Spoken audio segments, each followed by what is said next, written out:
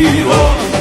Göründüğü gibi olan gücünü milletten alan Recep Tayyip Erdoğan. Göründüğü gibi olan gücünü milletten alan Recep